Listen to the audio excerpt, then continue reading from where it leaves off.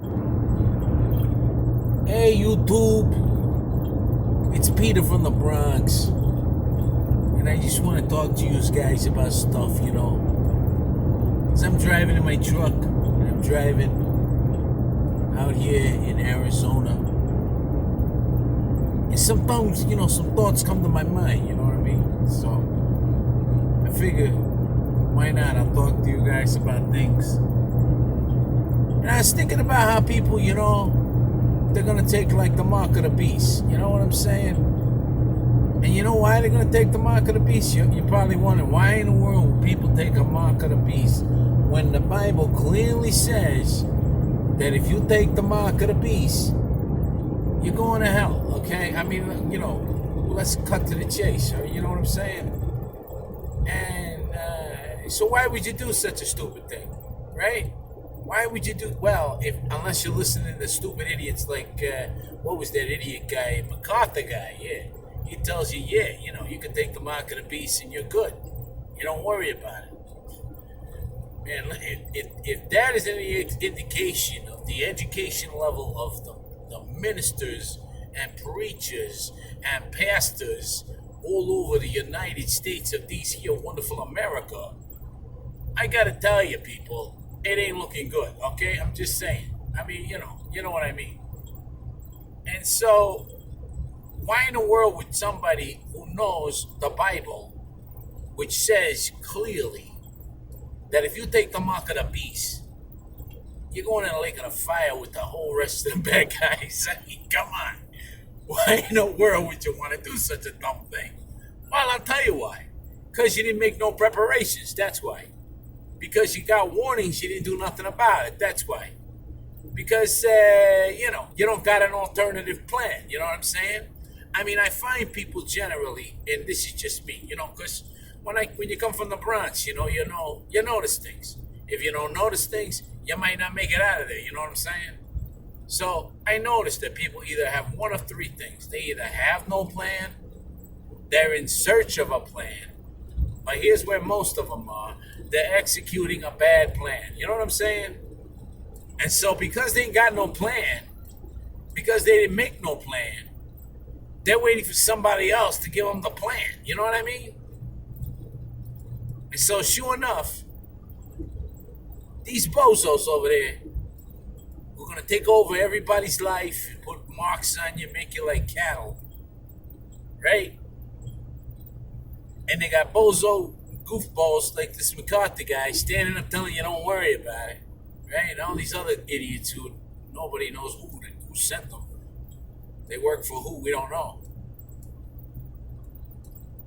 And what is it? Because they don't got a plan, because they haven't even thought about it, because they didn't think that this was even going to happen. And you want to know why they didn't even think it's going to happen? Because a bunch of other bozos went out there and told them that you were going to go whisking off into the sky and you didn't have to make a plan. Now, when you get disappointed when you find out that was a load of hoe and it wasn't going to come true, never, what's going to happen then? Well, you're going to be disillusioned, aren't you? You're going to be a little disillusioned. You're going to be despairing. You're going to be upset. You're going to be thinking, oh, maybe there isn't a God. Maybe there is no hope. Maybe the Bible didn't tell me the truth. No, these bozos didn't tell you the truth. That's the real thing. And I'm just telling you, because, hey, I mean, I don't know. Maybe you guys don't want to hear this stuff. I don't know. But I'm just telling you. And so, of course, you got people with no plan. They're sitting in cities that are literally designed to keep you inside. I'm just telling you. How many exits are there really? Okay, there's more exits of a freeway. Or there's more exits, I should say, of a movie theater than there are out of a city. When you really look at it, you really count them. I tell you, you guys don't even realize a lot of you're locked in.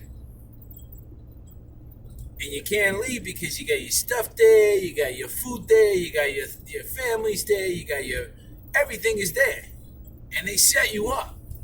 And they put you there so that you wouldn't leave, okay? And that you wouldn't even think of another plan. And now, when they're about ready, I mean, they got you trained, they got you masked up, they got you, doing whatever they tell you, right? and then watch what happens. Now they tell you, hey, we got a plan. And you go, great, I don't have a plan, right? People don't have a plan. We have a plan. Here's the deal. We're going to make everybody nice and safe. Everybody's secure. We're going to give you a new economic system because the old one broken and, we broke it, but we're not going to talk about that. And we got a new one for you. For 6,000 years, they've been running the same scam. Running new programs, breaking the one they broke. They make it, they break it, and then they want to give you a different one. And we're supposed to trust these yahoos. I'm just saying, this is your America. Yeah, make it great again, right? It's laughable, really, how dumb the whole thing is. But yet here it comes, just like the Bible said. You won't be able to buy or sell, and you can already see it. You can't even go in some of these stores without a mascot, without somebody coming up and trying to shame you into being a social idiot and following whatever nonsense these boneheads want to tell you to do. I'm just saying, because, when you're from the Bronx, you got to see things. I'm just saying. And so sure enough, they got no plan, right? So they're sitting in the city, no plan at all. They're listening to idiots like John MacArthur over here. We're telling them, hey, you can take the mark of the beast and it don't matter. Or another idiot that says, you're going to whisk away. Even though the Bible says you have to be alive and remain. I know that's deep, but stay with me, right? So they make no plan, and along comes the mark of the beast. Along comes the plan of the enemy. And now that's when they decide, oh boy, oy vey, right? Who knew? Weren't we supposed to be gone by now? And these are thieves and robbers thinking they're supposed to be raptured. Isn't that crazy? People that never read the 3rd chapter of the book of Malachi, right? Don't even know they're thieves. They haven't even read it. They're not even clued in. They're not read in. Workers of iniquity. And they're waiting for a rapture. It's just laughable, folks, how deceived so many people are. And I'm sure most of you people are going to go, this guy's lost it. I don't care. I've been doing this for so long. I've been trying to warn you all about what they're doing right now. And you're now finally going to see it. But here's the thing. If you don't believe it enough to make a plan, to exit, to depart from Babylon, if you don't actually get moving, then when they come out with the mark of the beast, you won't have a plan. And then your family's going to be looking at you saying, what's the plan? I'm talking to all you men out there, or boys that have the potential to be men, let's say, because some of the males I've seen out there don't look like men to me, but what do I know? And so I'm telling you right now, there's going to be a lot of people that are going to suddenly figure out that they didn't have a plan. And because they didn't have a plan, they got caught in a dragnet. And you can't throw a plan together in 2 weeks. Let me tell you something, okay? I don't care how much money you got. I don't care if you got millions of dollars. I don't care. It doesn't matter. I have handled large resources. I've handled a lot of things in my life. And I got to tell you something. That doesn't matter. Because if the real wealth in these days is going to be your family. And I'm not talking about relatives. I'm talking about your family, your fold. The people that know you and stand with you. People that would rather die, give their life for you than betray you. Are you hearing what I'm saying? And if you didn't have a plan that included these kinds of people, then guess what? Your plan sucks. I'm just saying. Look, I got to cut it to you straight, because we ain't got time for this nonsense. And I figure, I got to go into Peter from the Bronx mode here for you, because I'm shocked at how many don't have a plan. Bunch of idiots standing around waiting for the government to tell them what to do next. Unbelievable. But this is America. This is what we came to. And as a veteran, I got to tell you, I don't think this is what we thought we were fighting for or protecting. But, it is what it is, right? It is what it is. And so what I'm telling you is that If you don't have a plan, if you don't think that through, if you don't say, okay, you know what, I'm going to make a plan now. I'm going to pray. I'm going to ask the Most High to tell me what to do. Where am I supposed to take my family? What am I supposed to do? Am I supposed... Listen, and if you don't think that's important, okay, look, you who believe in the Savior, right? You who believe in the Most High sending his son, don't you remember that even his father, Joseph, right? Joseph was the natural father, and Joseph and Mary were in Bethlehem. Don't you remember that man had to get a dream and be told, get that child to Egypt, right? So he had a responsibility to get out of the place of danger. And this is Messiah's guardian, right? Joseph. And so understand that if you're guarding people's lives, if you're somebody that's responsible for your children, for your grandchildren, you can't wait until the government tells you got to take a mark to then come up with a plan. Is that when you want to start making relationships? Because I got to tell you, it's going to be real tough for people to trust you. You may be the best guy in the world. You could be the most awesome person ever. If they don't know you, if you've not bothered to make relationships, if you're not bothered to be connected to the vine, you're going to get trampled under the foot of men. Nobody's going to know you because you didn't have a plan. Your plan was to be by yourselves with your money. Well, that's how you're going to die then, by yourself. And I'm just telling you the truth. That's why the king said you got to find your foe. In Jeremiah 23, he tells us all, you got to be, I don't know what kind of a dummy to not want to be with the people that would help you. But I can't, what can you say to some folks? And so I look out and I'm seeing the setup is happening right now. Right now, not sometime in the long distant future. Right now in front of your face, you're watching the setup happen. And even in front of the whole thing going on right in front, it's like the stage is literally being put together in front of you. And people are still not making a plan, still not seeking the Most High and asking him. And here come appointments. Do you know that the fall feasts are divine appointments? You ever heard of a divine appointment, right? You heard of a divine appointment, right? A divine appointment is some special event that only Yahuwah Elohim, the Most High, has set up, right? Okay. Well, guess what? There's coming some real divine appointments. Ones that he has established in his word that you can know when they're going to be before they arrive. And you can be ready for a divine appointment. Are you hearing what I'm saying? Instead of wondering when it's going to be, you can have an actual date. We call holy days. The fall feasts. The Feast of Trumpets, the Feast of Yom Kippur, Day of Judgment, and Sukkot, the Tabernacles, right? So listen to me. If you know already appointments are coming, why in the world wouldn't you get ready? I don't know. I really don't know. See, the Bible has a plan. And that plan is obedience. And see, that's the plan that'll get you through the days you got going on. It's the only plan that works. It's your narrow path, and it's the way of escape for you. It's to say, you know what? Whatever you tell me to do, I'm going to go do. If I can see it in your word, and he tells me to do this to people and treat them this way, that's what I'm going to do. If you speak to my heart and you tell me, get here and go there, I'm going to go.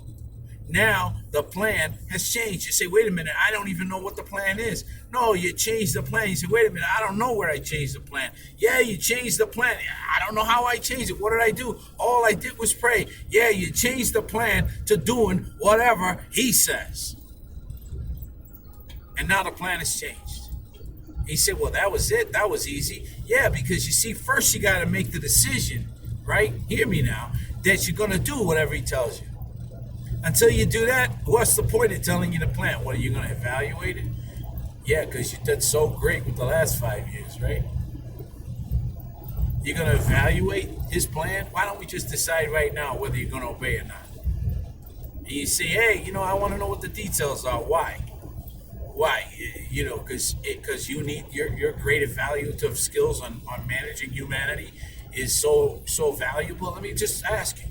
I mean, how good are you actually at managing a week of your own time? Not very good, probably. How many things could you possibly have anticipated and accurately navigated yourself around? Like none. So who cares what you think? Why does what you think matter so much? It doesn't. What could you possibly add to the plan of one who is perfect, who loves you perfectly? What could you possibly add to that plan that's going to make it better? Let me just hear this. I got to hear this. What is so Star Spangled awesome about your involvement in your planning that, you got to be involved before he tells you what he wants you to do and before you obey? You see how stupid that is? You see what I'm saying? People have no plan, they're in search of a plan, or they're executing a bad plan. The bad plan is to disobey it. The bad plan is to evaluate them on a case-by-case basis. That's a horrible plan, okay? You're going to end up in hell with that plan. But if the plan changes, you say, what's the plan change? What do I got to do? I'm going to ask Messiah to lead me. That's the new plan. Wait a minute, that's it? Your grand plan is you're going to ask Messiah to lead you? Yep. And whatever he tells me to do, I'm going to do. So your grand plan, let me see if I got this right, is that whatever you get in your spirit to do, you're going to do in obedience to the Most High. Is that correct? Yep, that's my plan. Well, that's a plan. And why is that plan a better plan than any other plan you come up with? First of all, there is no possible way you can anticipate every evil move, okay? Every demonic move against you. No way. And all I got to do is ask you to think about the last year. Did you anticipate every single attack that you went through? Probably not, right? And even if you're really a prayerful person or what have you, it's just really tough to get in front of all that. And I'll tell you, if you want to get smooth driving, smooth sailing, you got to make the decision today. You got to make a choice and say whatever. Just say it. Say whatever. Whatsoever. Just like he says in his word, whatsoever. You say it. Whatsoever. Be like him, right? You're made in his image, right? After his likeness, right? Isn't that what it says? Well, you say what he says then. Whatsoever you sent me to do. Whatsoever you asked me to do. Whatsoever. Just say it like that. Real complete and absolute. All right? Now the plan is set. Whatsoever you tell me to do, I'm going to do. Now here's what I've watched as I've walked around the earth for 56 years. Here's what I'm going to tell you. The people, and they're very few, very, very few, that can actually say that plan sits them in good stead for the rest of their life. They end up in places they never thought they would be. And you want to know why? Because they said whatsoever.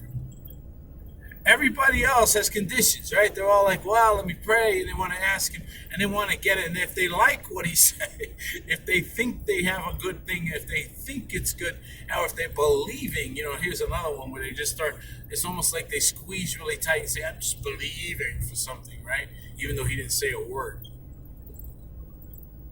And so, again, we have to make a choice. You have to make a choice. That's the power we have. Life and death, blessing, cursing. Choose. Choose is what Moses says. Right? So, look, you do what you want to do. I understand. It's a free country. Hey, you can do whatever you want. But I'm just telling you, me to you, from Peter from the Bronx, okay, YouTube? I'm just telling you. If you make the choice to do whatever he tells you to do, whatever it is, no matter what it costs you, no matter what he tells you, and you let him train you to listen to his voice like that, to do whatever he says, that's your only real plan. Any other plan that doesn't, that you come up with, you concoct, any other brain genius thing you come up with, it's going to fail. The only plan going forward is to say, whatever you want, I'm going to do. Because my super genius brain ain't working so good, right? What does Proverbs chapter 3, verses 5 and 6 say, trust in the Most High with all your heart, and lean not upon your own puny brain, your own understanding. But that's Peter from the Bronx's interpretation, paraphrase. And I'm just saying, in all thy ways, he says, acknowledge him, and he's going to direct your steps, right? He's going to take care of you. He says, seek first the kingdom and his righteousness, and all these other things, I'll take care of you. That's what he's saying. And why we wouldn't take him up on such an offer, I don't know. Don't ask me. I'm just a kid from the Bronx. Thanks for joining me.